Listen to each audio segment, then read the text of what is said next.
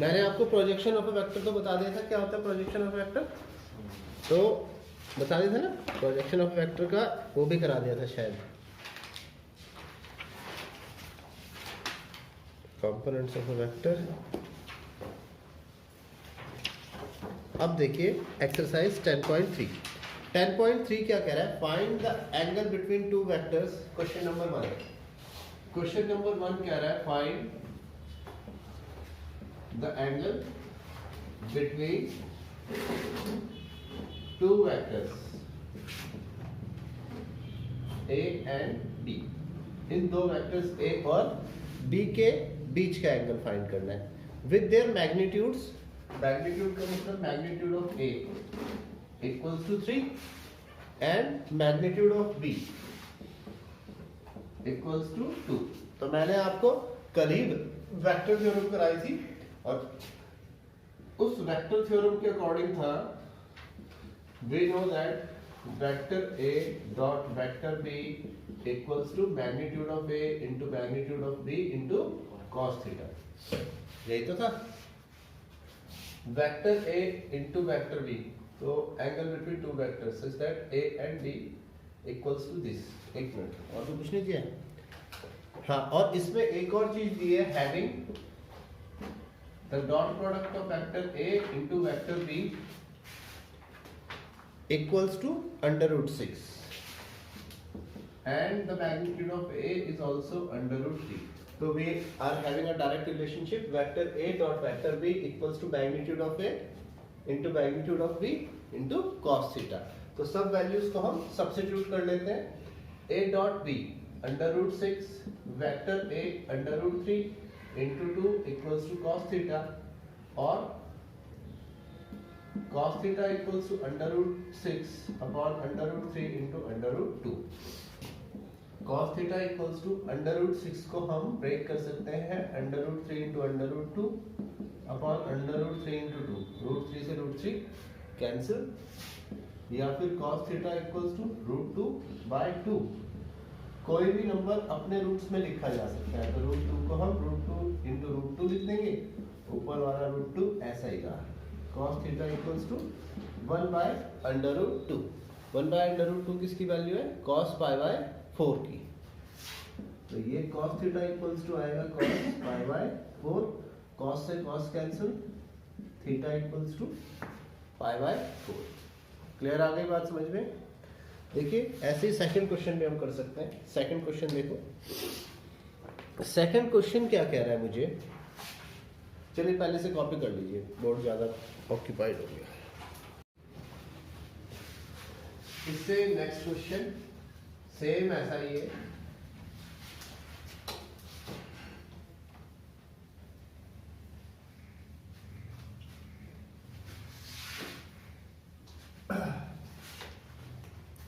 Question number 2, find the angle between the vectors. Find the angle between the vectors. दो vectors हमें given है और इनके बीच का एंगल निकालना है। सेम यही क्वेश्चन है। वेक्टर A जो मेरे पास में है I minus 2j plus 3k, I minus 2j cap plus 3k cap. Vector B जो मेरे पास में है 3i minus 2j plus k cap. 3i minus 2j minus plus 3i minus 2j plus k cap. सबसे पहले मैं modulus of A निकाल लेता हूँ। मॉडुलस ऑफ A आता है under root a square plus b square plus c square. इसका मतलब I का कोफिशिएंट का स्क्वायर, B के कोफिशिएंट का स्क्वायर प्लस C के कोफिशिएंट का स्क्वायर। तो मॉडुलस ऑफ वेक्टर A 1 का स्क्वायर 1, 2 का स्क्वायर 4, 3 का स्क्वायर 9 और मॉडुलस ऑफ वेक्टर A आया 14। ऐसे ही modulus of vector B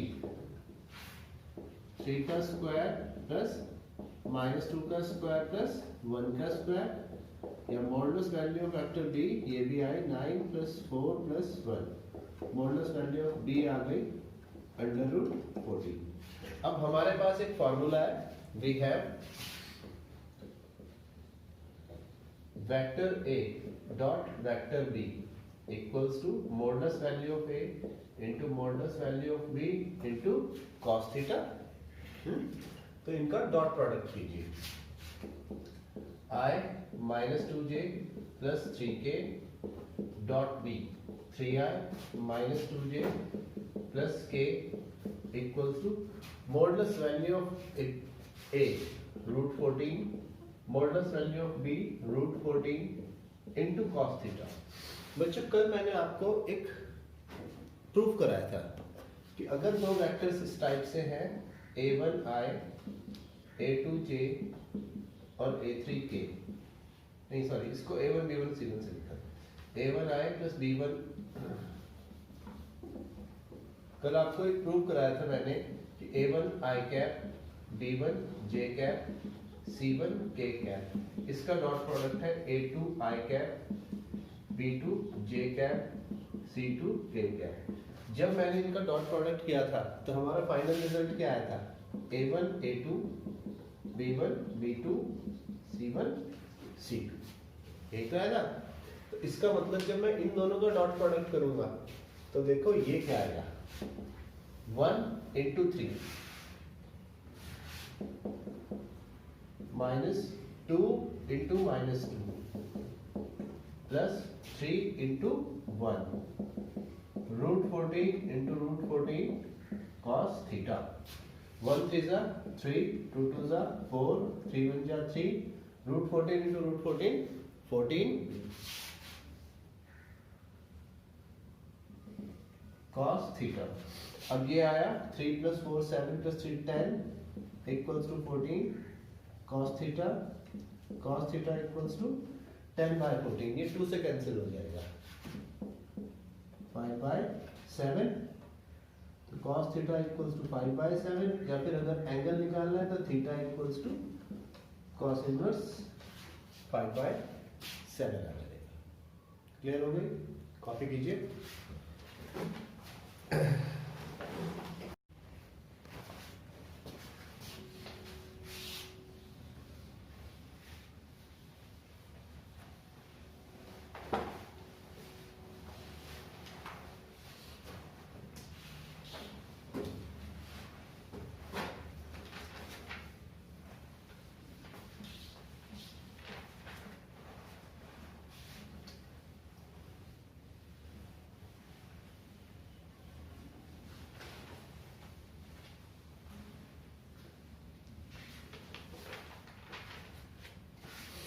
next question है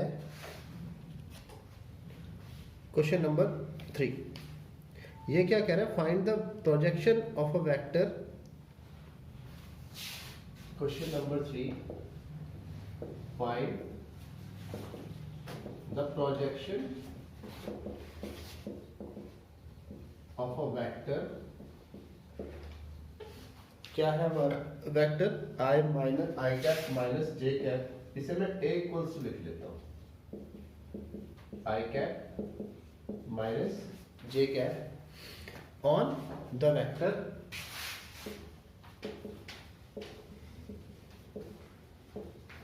b इक्वल्स टू, दूसरा वेक्टर कितना है I cap plus J cap. तो प्रोजेक्शन हमारा जो है, प्रोजेक्शन ऑफ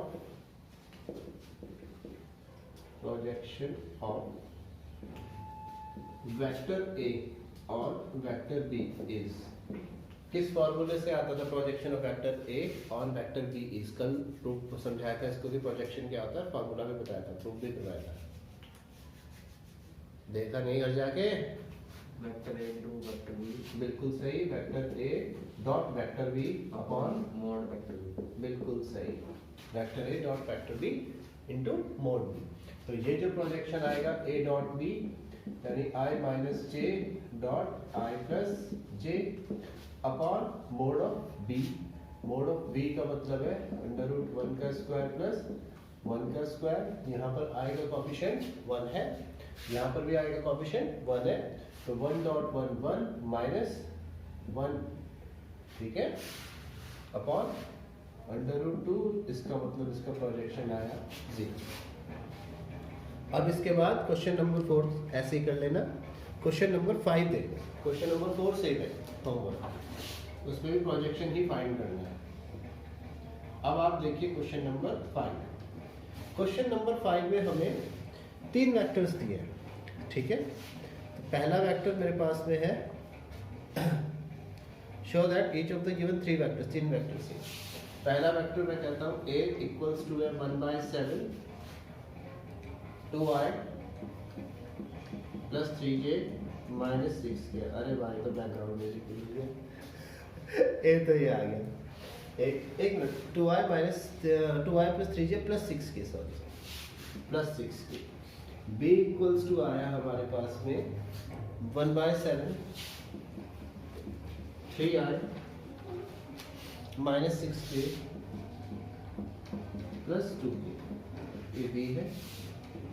b के बाद c 1/7 6i plus 2j minus 3k plus 2j minus 3k। सबसे पहले तो हमें ये शो करना है कि ये यूनिट वेक्टर्स होंगे। कमल यूनिट वेक्टर्स होंगे तो क्या राशि होंगे?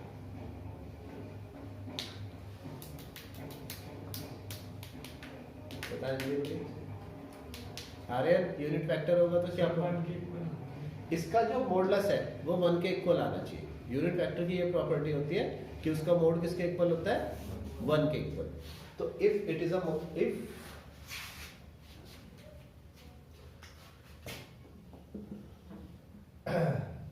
Vector A is a unit vector, is a एस के लिख दिया यूनिट वेक्टर, तो इसका मतलब है mod of A equals to क्या आना चाहिए? 1 आना चाहिए।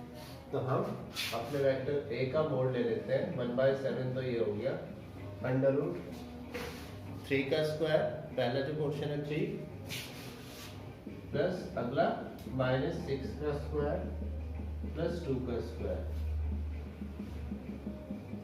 एक मोड है, मोड ऑफ वेक्टर A। 3 का स्क्वायर 9, 6 का स्क्वायर 36, 2 का स्क्वायर 4, तो ये आ गया हमारा। वैसे तो रूट प्लस माइनस का 7 होता है, लेकिन हम मॉडुलस वैल्यू की बात कर रहे हैं तो पॉजिटिव का 7 ही लेंगे। अंडर रूट 49, तो यहाँ पर देखो modulus value of A I 1, so it is a unit vector. मेरी बात क्लियर आ गई समझ में? सिमिलरली हम B और C को भी यूनिट वेक्टर प्रूव कर सकते हैं।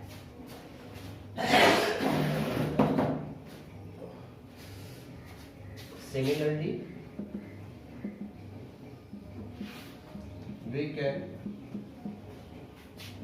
prove that vector A and vector B are unit vectors. Vector B and vector C are unit vectors. B और C को ऐसे ही यूनिट वेक्टर्स प्रूव कर सकते हैं। इसके अलावा एक और चीज है, हमें ये शो करना है कि they are mutually perpendicular to each other, कि ये सभी के सभी वेक्टर्स क्या है, एक दूसरे के ऊपर म्यूचुअली परपेंडिकुलर है। तो म्यूचुअली परपेंडिकुलर के लिए भी कल मैंने ऑब्जर्वेशंस में बताया था, क्या है म्यूचुअली परपेंडिकुलर की condition?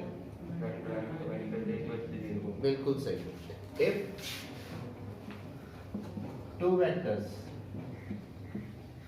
A and B are mutually perpendicular, so vector A dot vector B equals to है 0। तो वेक्टर A हमारे पास में है 1/7 2i plus 3j plus 6k 2i plus 3j plus 6k dot 1/7 3i minus 6j plus 2k, ये हमारे पास है vector A dot vector B। तो vector A dot vector B equals to 1/7 into 1/7 dot 1/7 multiply भी कर सकते हैं। हम यहाँ पर देखेंगे 2 into 3 plus 3 into minus 6 plus 6 into 2 1 1 जा 1 7 7 जा 49 3 2 जा 6 6 3 जा 18 6 2 जा 12 1/14 9 80 माइनस 80 कितना आ गया 0। तो इसका मतलब A dot B equals to 0, तो A और B क्या होंगे आपस में mutually perpendicular. B dot C और C डॉट A ये आप खुद चेक कर लीजिए, कर लो, कॉपी करो।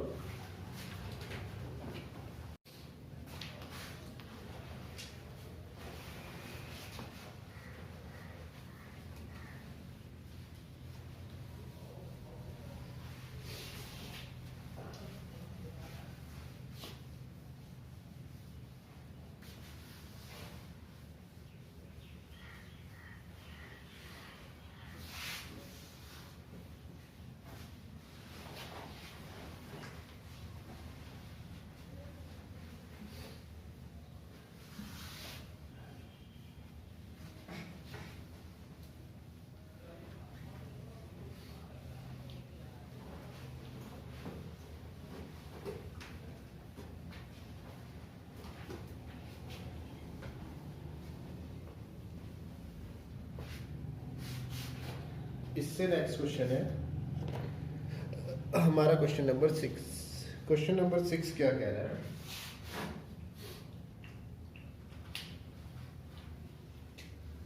क्वेश्चन नंबर 6 में हमें फाइंड करना है vector A and vector B, दोनों के दोनों फाइंड करते हैं। इफ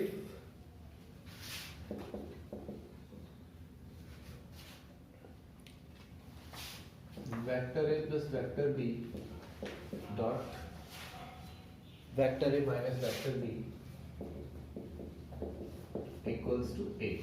तो बच्चों यहाँ देखो, आपको मैंने एक चीज बताई थी, एक प्रॉपर्टी थी कि इफ, चलो उस प्रॉपर्टी का यूज कर लेना, अभी करते हैं। पहले इसको प्रोडक्ट ही कर दो, ठीक है? तो vector A plus vector B और vector A minus vector B, A plus B A minus B. तो इंटरवेक्शन फॉर्मूला है वेक्टर ए का स्क्वायर, चलो यार वैसे प्रोडक्ट ही कर दो, vector A dot vector A minus vector A dot vector B minus क्या plus vector B dot vector A plus into minus minus vector B dot vector B equals to A. यहाँ तक मेरी बात समझ में आई? उन ऑब्जर्वेशन में जब मैंने आपको ये फॉर्मूला कराया था कि वी नो दैट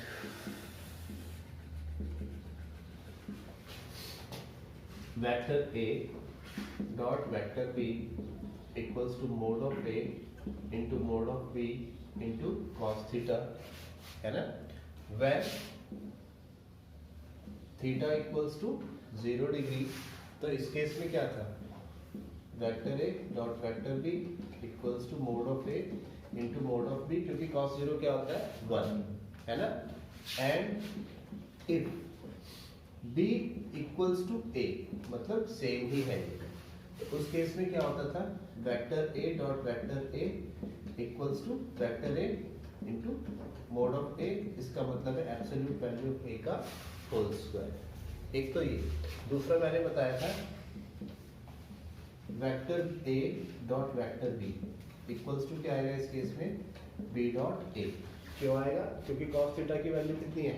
1, तो एब्सोल्यूट वैल्यू है, नंबर है, तो चाहे इन्हें a डॉट b को, बिकॉज हम चाहे तो a डॉट b को क्या लिख सकते हैं? Absolute value of a into absolute value of b, and vector b dot vector a को लिख सकते हैं absolute value of b into, और क्योंकि एब्सोल्यूट वैल्यू है तो ये क्या है? नंबर्स, और नंबर्स है तो ये आपस में क्या होंगे?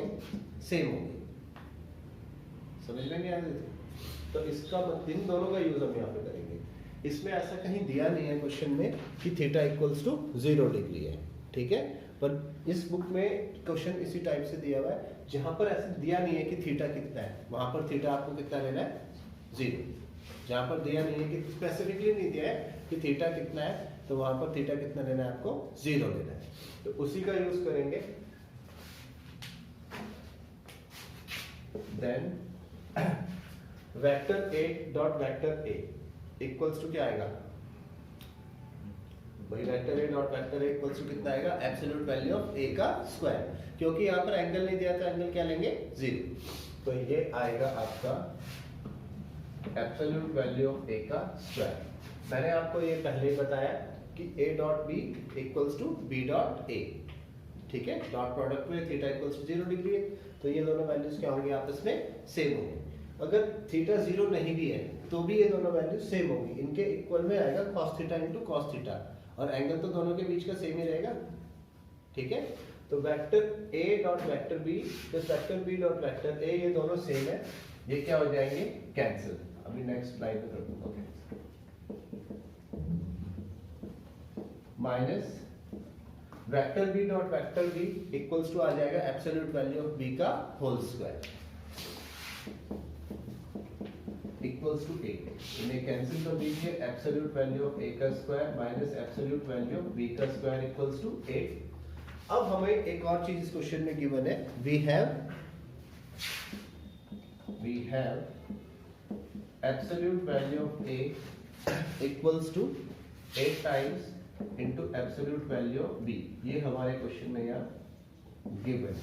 एब्सोल्यूट वैल्यू ऑफ ए का मतलब 8 times into absolute value of B का whole square minus absolute value of B का square equals to 8।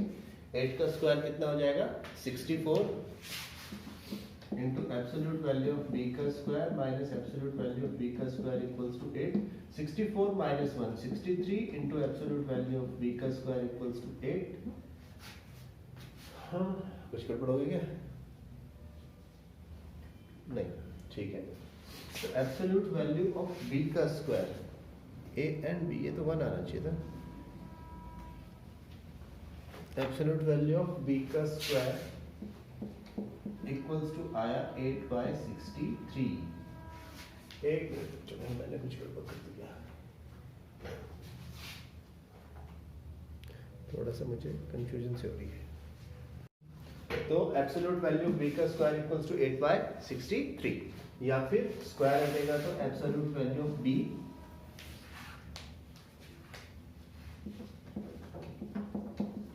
Equals to आया √8/63, या फिर √8 होगा 2 2 4 2 8 और 63 होता है 3 इंटू 3 इंटू 7, 2 का पेयर और 3 का पेयर बाहर। तो एब्सोल्यूट वैल्यू ऑफ बी जो हमारे पास आया, ऊपर 2 नीचे 3 √2 अपॉन √7। तो ये तो एब्सोल्यूट वैल्यू ऑफ बी आ गई। और एब्सोल्यूट वैल्यू ऑफ ए कितनी है? एब्सोल्यूट वैल्यू ऑफ ए है 8 times into absolute value of B, यानी 8 टाइम्स इंटू 2 √2 अपॉन 3 √7, 16 √2 3 √7। ठीक है, कॉपी करो। देखिए क्वेश्चन नंबर 7।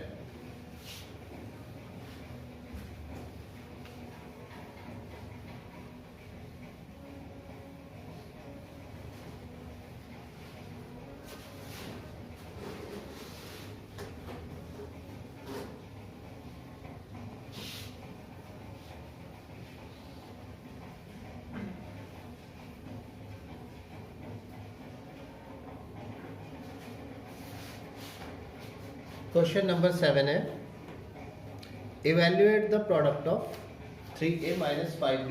ये तो तुम खुद कर सकते हो भाई, 3a minus 5b and 2a plus 7b।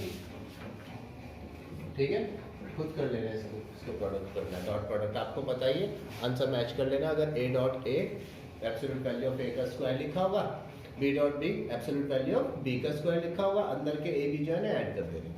तो ये होमवर्क है। क्वेश्चन नंबर 8 देखो। क्वेश्चन नंबर 8 हमें क्या कह रहा है? Find the magnitude of 2 vectors a and b। Find the magnitude of 2 vectors